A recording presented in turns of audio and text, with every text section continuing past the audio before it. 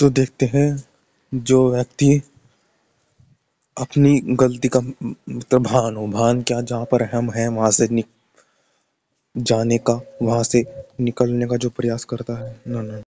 देखते हैं जो व्यक्ति को अपनी गलती का भान हो जाए, अपनी तरफ से जो हमारी अधूरापन है उसको पहचाने और उसे पूर्ण करने के लिए जो अग्रसर तत्पर हो जाए, वह बहुत आगे चल रहा है वो। क्योंकि देखते हैं जैसे कि ईश्वर की जो आनंद है, शक्ति है, सामर्थ्य जो ईश्वर में है, जो उनका मार्ग है जो हमें वो बता रहे हैं, उसके मार्ग को अनुभव कर करके ईश्वर के जो कर्म है उनको देख कर के कि यही बस चाहिए, अर्थात ईश्वर के कर्म को देखकर जिसे आनंद होता हो, जैसे कि कोई आपका बड़ा उसके देखकर उसे देखते रहिए। ऐसा जैसे कि इसमें कह भी रखा है, जैसे पति पत्नी अपने पति के कर्म को देखती रहती है, उसी प्रकार ईश्वर हमारे जैसे कि वह दिन तत्पर पतिव्रता नारी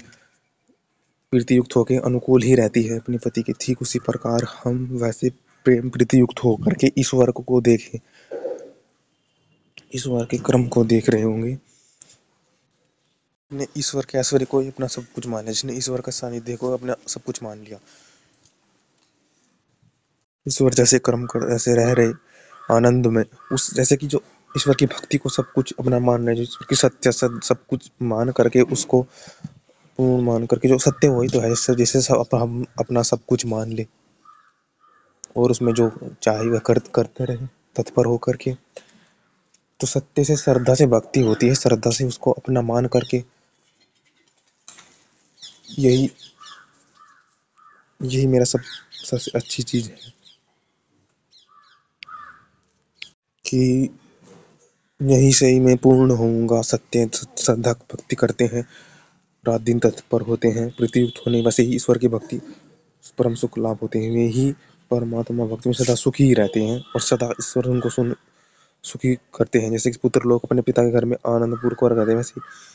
ईश्वर फिर उनको आनंद ही रहते, उनका उसको ईश्वर आनंद ही करते हैं, आनंद देते हैं। जैसे कि वैसे ही हम लोगों का पालन करता वही एक है, अन्य कोई भी नहीं है। पूरा सद सर्व श्रद्धा जो जन ईश्वर के स्थित ईश्वर अभिमुख ही रहते हैं, ईश्वर के अनुकूल ही रहते हैं, अर्थात सुख सुख में सदा स्थित ही रहते हैं, ईश्वर के सुख से ही अपने सुख को मानते हैं, वह पुत्र लोग पिता के घर में आनंद पूर्वक निवास करते हैं।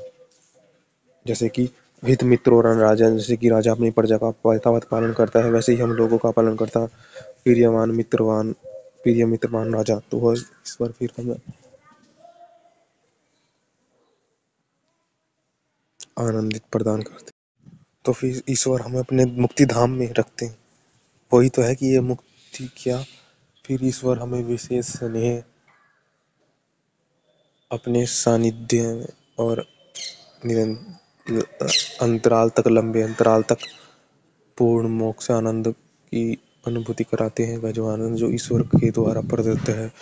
ईश्वर करा रहे हैं, ईश्वर हमें निर्चिंता कर रहे हैं कि हम चिंता रहित, ईश्वर हमें अपने साथ रख रहे हैं, ईश्वर आनंदित है, वो आनंद की धारा बह रहे हैं, फिर बहरा चल रही है, वह बह रही है, बहा रहे हैं वह धारा ईश्वर। ईश्वर बताते हैं कि इसमें देखो कितना आनंद है, तुम में अपने आप में कितना आनंद है, प्रकृति को छोड़कर तुम देखो, ये यहाँ पर कितना आनंद है मोक्ष में। इस आनंद को ईश्वर बताते हैं कि हम में अनुभव में कितना आनंद है, किस किस आनंद में मैं रमण कर रहा हूँ। तुम भी इस आनंद को जानो, तुम्हें भी इस आनंद की अनुभूति होगी मुक्ति में लंबे काल तक, तुम्हें भी इस आनंद की अनुभूति हो कि तुम भी इस काल तक इसकी अनुभूति करो। परांत काले, मुक्ति की अवधि एक तरह से प्रांत काल कहते हैं। ब्रह्म एक दिन की सृष्टि बनती है और बिगड़ती है, ऐसे ऐसे हम एक वर्ष मान ली, उसमें 365, तो ईश्वर की जो ऐसे 365 के आस पास जो था, लगा ले आप 36 500, उनको तो कुछ बोल प्रांत काल 100 वर्ष, अर्थात हजारों बार ईश्वर की सृष्टि हो गई होगी और नष्ट भी हो गई होगी। उसका इतना अवधि के हम अंतराल में उस ईश्वर के सुख को अनुभव करेंगे। तो वही है कि जो रात दिन तन मन धन से अत्यंत प्रदीप्त होकर अनुकूल ही रहता है, वह आए आओ भाई लोगों ईश्वर की भक्ति किया करो, हम सब मिल करके भक्ति किया करें। विश्वधारक शक्ति का भी निवास देने धारण करने वाला तथा जो सब जगत का परम मित्र है। देखो निवास देने धारण करने वाले वही है।